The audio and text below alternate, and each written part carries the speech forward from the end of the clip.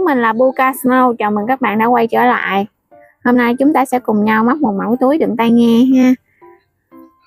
Đây, mẫu tai nghe của mình là như thế này. Và mẫu túi này mình làm nó sẽ rộng rãi. Mình có thể ngoài đựng tai nghe, mình có thể đựng nhiều thứ khác ha. Mọi người xem bên trong nè. Giờ mình sẽ để tai nghe vào.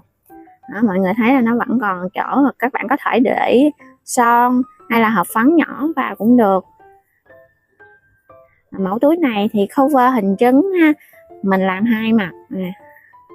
Nếu thấy video có ích, mong rằng mọi người hãy cho mình xin một lượt like, một lượt đăng ký kênh. Và để móc mẫu túi này chúng ta sẽ sử dụng len Milko Tông có kích thước là 2mm. Đó, mình sử dụng hai màu là màu trắng và màu hồng. Kim để móc thì mình sử dụng kim có kích thước là 4mm. Đó, và một cây kim nhỏ hơn có kích thước là 3mm như thế này. Ngoài ra thì mình sử dụng một ít cham hạt và một cái nơ nhỏ. Sử dụng kim đánh dấu để mình đánh dấu lại mũi móc. Và kim khâu len cùng với kéo cắt len. Rồi bây giờ mọi người hãy cùng nhau móc với mình nha. Hàng đầu tiên mọi người sẽ cùng mình tạo vòng tròn ma thuật. Thì cách tạo vòng tròn ma thuật như sau. Mọi người sẽ quan sát cách mình tạo vòng tròn ma thuật ha. Đây thì mình sẽ để kim vào và lấy len lên. Sau đó móc lên hai bính. Như vậy là mình đã tạo xong vòng tròn ma thuật. Hàng móc thứ nhất mình sẽ móc vào vòng tròn ma thuật này là 10 mũi kép. Mũi kép đầu tiên, mũi thứ hai, 3, 4, 5, 6, 7, 8, 9 và mũi móc thứ 10. Rồi mình kéo cái đoạn dây này để rút cái vòng tròn ma thuật này lại. Rồi mình sẽ móc mũi dời vào cái đầu kép bên đây để mà kết hàng. Ở hàng móc thứ hai mình sẽ móc như sau. Mình sẽ lên hai bính. Ở chân lên bính này mình sẽ móc vào đây là một mũi kép đơn. Cũng tại chân này mình móc tiếp một mũi kép đơn nữa. Mọi người có thể đánh dấu lại mũi kép đơn đầu tiên. Qua chân móc tiếp theo mình sẽ móc vào đây là hai mũi kép trung chân. Tương tự như ở chân đầu tiên ha.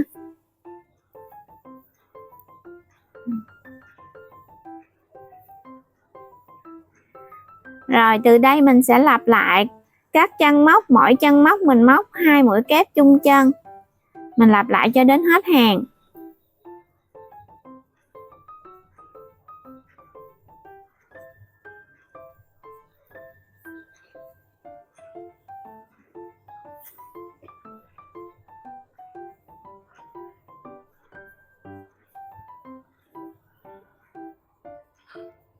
Kết thúc hàng móc thứ hai, mình sẽ lấy kim đánh dấu ra và móc mũi dời vào đây để kết hàng.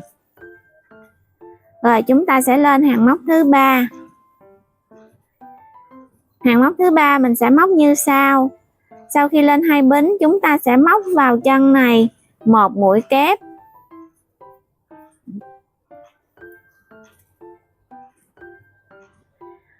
Chân tiếp theo mình sẽ móc hai mũi kép chung chân.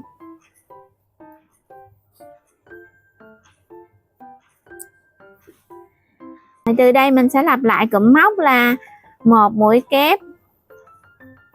Chân tiếp theo là hai mũi kép chung chân. Mình sẽ lặp lại như vậy cho đến hết hàng móc thứ ba.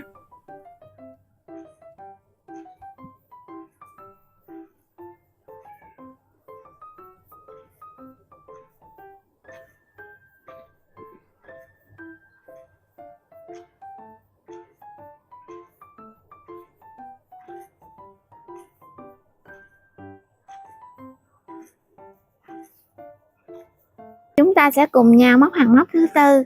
Trước hết thì mình lên một bính. Rồi ở chân lên bính này mình sẽ móc vào đây một mũi đơn. Mình đánh dấu lại. Chân tiếp theo mình sẽ móc một mũi nửa kép. Cũng chân đó mình sẽ móc tiếp một mũi kép. Rồi mình qua chân tiếp theo mình sẽ móc mũi kép đôi.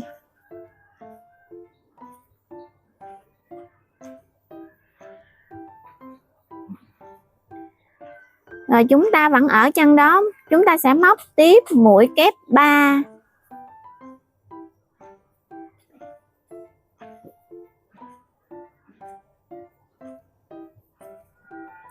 Rồi mình sẽ qua chân tiếp theo, mình sẽ móc mũi kép 3.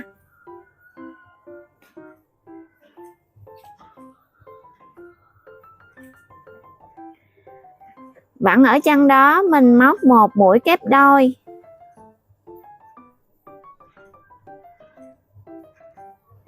Bây giờ chúng ta qua chân tiếp theo, chúng ta móc một mũi kép. Vẫn ở chân đó chúng ta sẽ móc một mũi nửa kép. Bây giờ qua chân tiếp theo chúng ta móc một mũi đơn. Như vậy là chúng ta đã thực hiện được một cánh.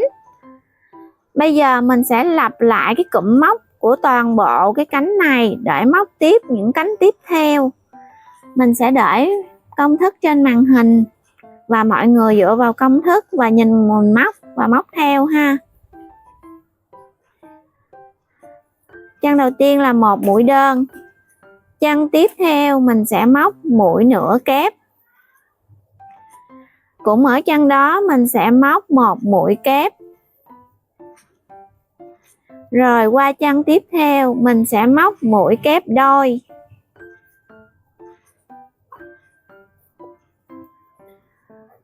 Vẫn ở chân đó mình móc mũi kép 3.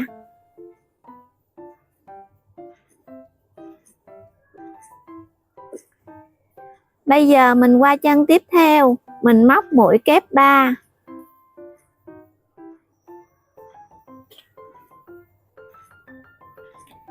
Rồi vẫn ở chân đó mình sẽ móc mũi kép đôi.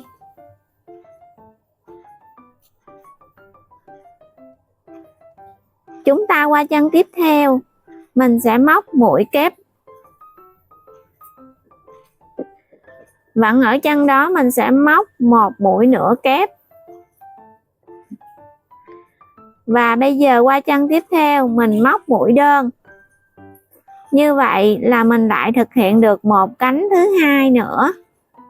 Mọi người sẽ lặp lại để tạo thêm được 3 cánh nữa cho đến hết hàng ha. Ở đây khi chúng ta móc đến mũi móc cuối cùng thì mình sẽ móc mũi dời để kết hàng.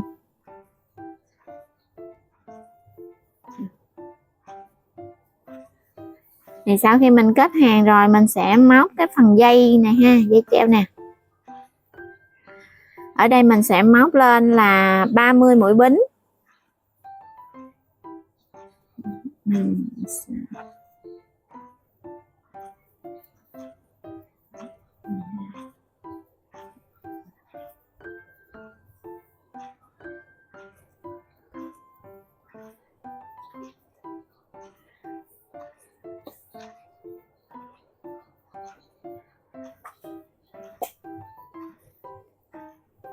Rồi mình móc được 30 mũi bính rồi nè. Mình sẽ quay trở lại cái chân này, mình móc một mũi dời như thế này thì mình sẽ được đoạn dây treo dài bao nhiêu thôi. Mọi người muốn nó dài hơn thì mọi người móc cái số bính tăng lên ha. Rồi bây giờ là mình sẽ kéo cái đoạn len ra một chút nữa rồi mình cắt len.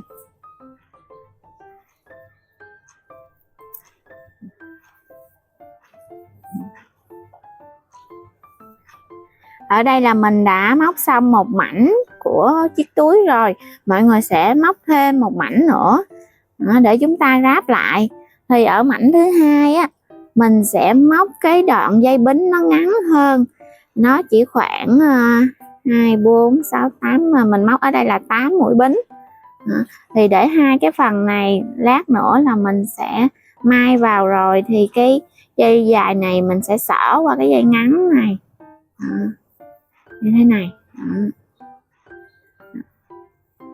Rồi mọi người sẽ móc thêm cho mình một mảnh nữa ha. Chúng ta sẽ dùng kim để mà mình giấu mấy cái đoạn len thừa này vào bên trong. Đó, thì mình sẽ luồn cái len thừa này vào bên trong các mũi móc này ha.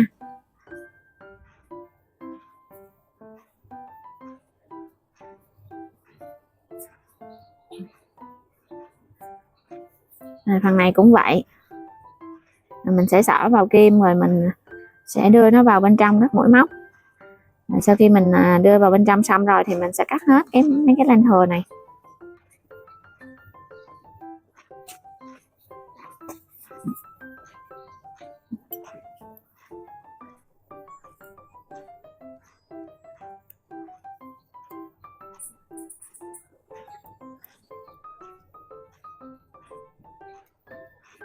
Bây giờ chúng ta sẽ tiếp tục móc cái phần lòng đỏ của quả trứng này, mà mình sẽ không sử dụng len màu vàng, mình sử dụng len màu hồng, và kim móc là mình sẽ sử dụng kim móc 3.0 mm ha. Ở đây là mình sử dụng một sợi thôi. Mình sẽ tạo vòng tròn mã thuật và móc vào vòng tròn mã thuật này là 6 mũi đơn.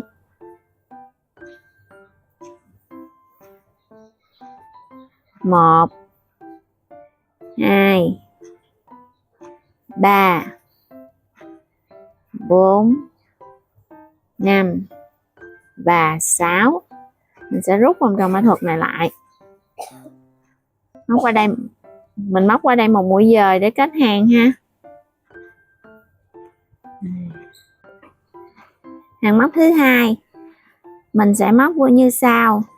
Ở chân đầu tiên chúng ta sẽ móc vào đây là 2 mũi đơn chung chân như thế này, rồi mình sẽ đánh dấu lại mũi đơn đầu tiên. Chân tiếp theo mình sẽ móc 2 mũi đơn chung chân, và sau đó mình sẽ lặp lại cái cách móc này cho đến hết hàng thứ hai.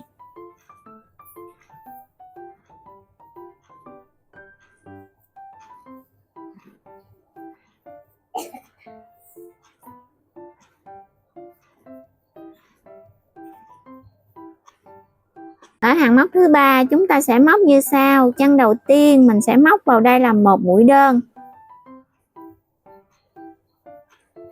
Chân thứ hai mình sẽ móc một mũi tăng, tức là 2 mũi đơn chung chân như thế này. Và từ đây mình sẽ lặp lại cụm móc là một mũi đơn và một mũi tăng.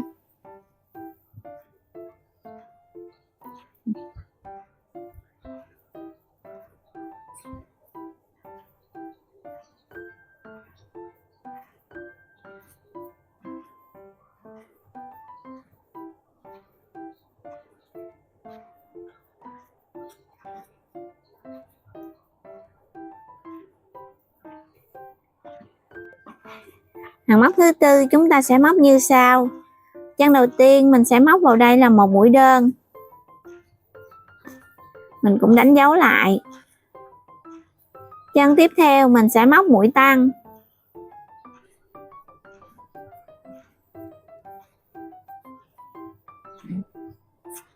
Rồi chân kế bên mình sẽ móc một mũi đơn. Như vậy từ đây chúng ta sẽ lặp lại cái cụm móc vừa rồi. Một mũi đơn, một mũi tăng và một mũi đơn. Mình sẽ lặp lại cái cụm móc đó cho đến hết hàng thứ tư này.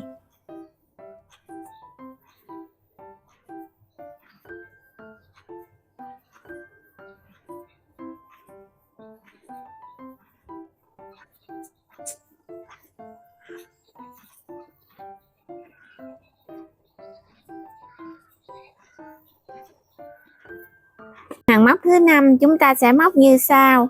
Ở chân đầu tiên mình sẽ móc một mũi đơn. Chân tiếp theo mình cũng móc một mũi đơn. Chân tiếp theo mình móc một mũi đơn. Và đến chân thứ tư chúng ta sẽ móc vào đây một mũi tăng. Và như vậy chúng ta sẽ lặp lại cách móc vừa rồi. Chân đầu tiên một mũi đơn. Chân tiếp theo một mũi đơn. Chân tiếp theo một mũi đơn. Và chân thứ tư mình sẽ móc một mũi tăng.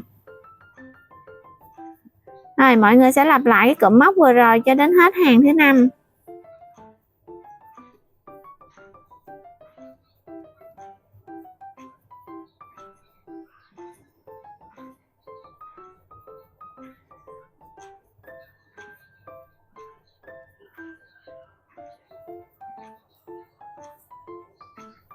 Ở hàng thứ 6 chúng ta sẽ móc như sau. Chân đầu tiên chúng ta sẽ móc một mũi đơn. Và chân tiếp theo chúng ta cũng móc một mũi đơn.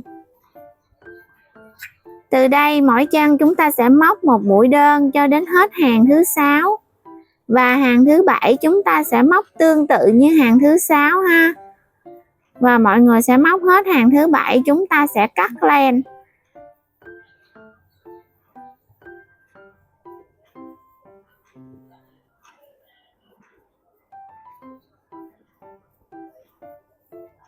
Ở đây sau khi mình móc xong hàng thứ 7 rồi, mình sẽ kéo đoạn len dài ra.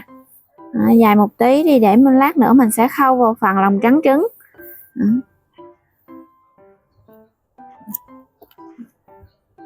Như thế này mình đã cắt một đoạn len dài nhiều như thế này. Mọi người nhớ làm cho mình là 2 mảnh lòng đỏ trứng như thế này để mình sẽ khâu hai mặt hai bên. Mình sẽ khâu vị trí này. Mình phải khâu ở hàng thứ 2 của cái phần lòng trắng. Rồi mình sẽ sử dụng kim đánh dấu này để mình cố định cái phần lòng đỏ và lòng trắng lại với nhau. Bây giờ mình xỏ kim vào và mình sẽ khâu. Mọi người quan sát cách mình khâu vào nha. Thì mình sẽ khâu ở hàng thứ 2 của cái phần lòng trắng nè. Mình sẽ đưa len xuống ở đây và đưa lên ở mỗi chân móc như vậy.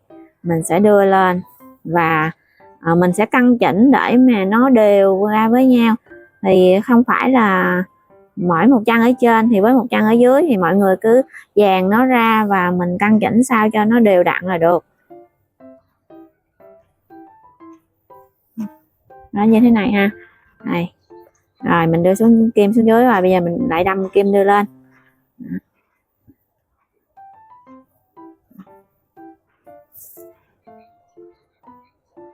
Và chúng ta sẽ làm lần lượt như vậy cho đến hết cái vòng này.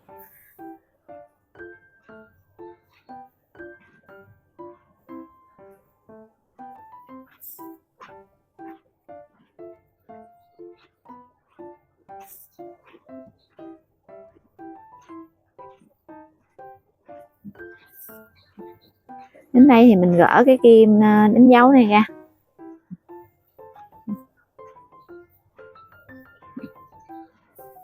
Và mình lại tiếp tục.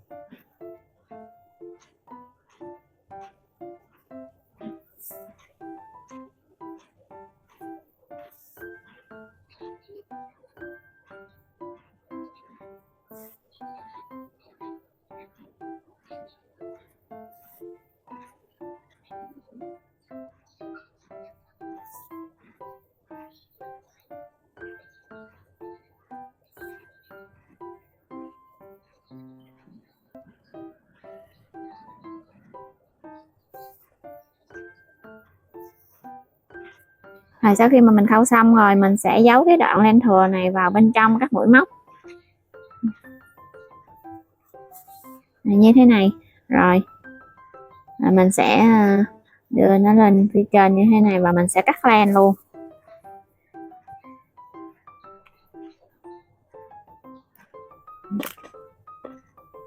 Như vậy là mình đã khâu xong 2 mảnh rồi.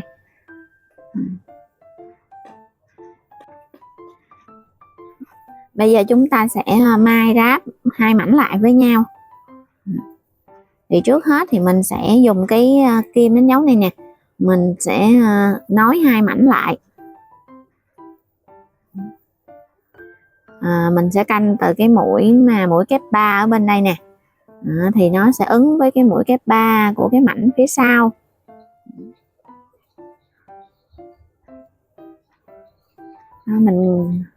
Mình đối chiếu nó sao cho nó vừa vặn.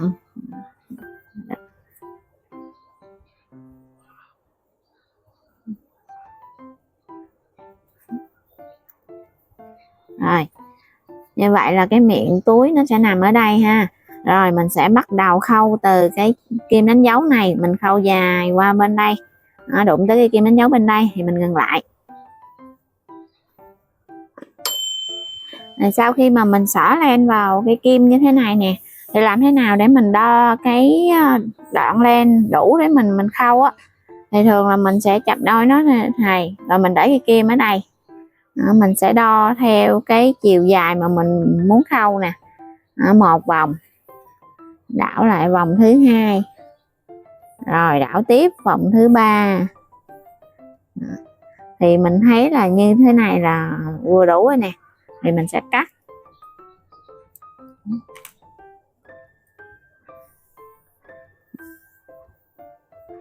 Thì mình được cái đoạn len mà để mà mình khâu.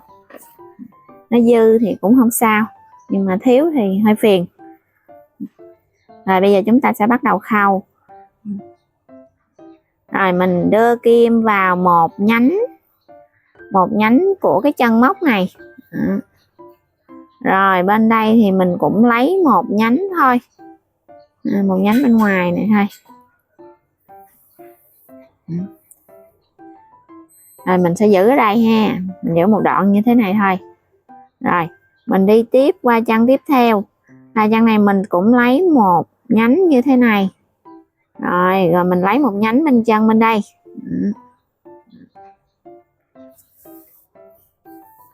Như thế này ha. Rồi mình qua chân tiếp theo nè. Đó, cũng lấy một nhánh. Và bên đây cũng vậy. Chúng ta sẽ lần lượt làm cho đến cái chân móc bên này ha.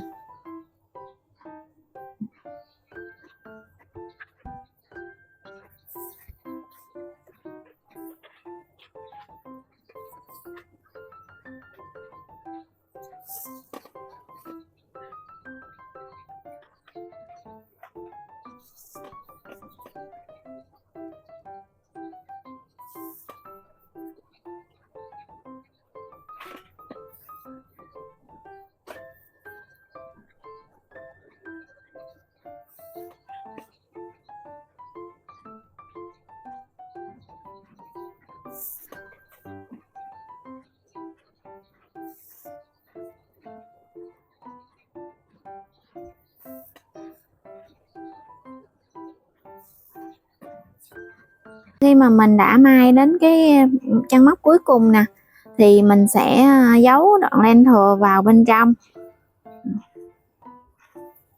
Đó, mình sẽ giấu vào bên trong như thế này, rồi mình sẽ cắt len.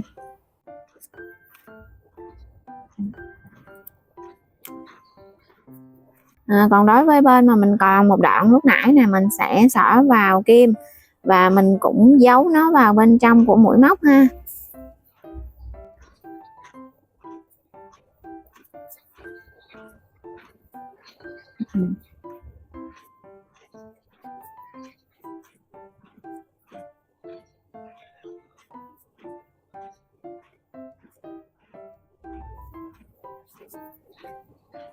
Thì mình sẽ giấu vào bên trong như thế này, rồi mình gỡ cái kim đánh dấu này ra đi,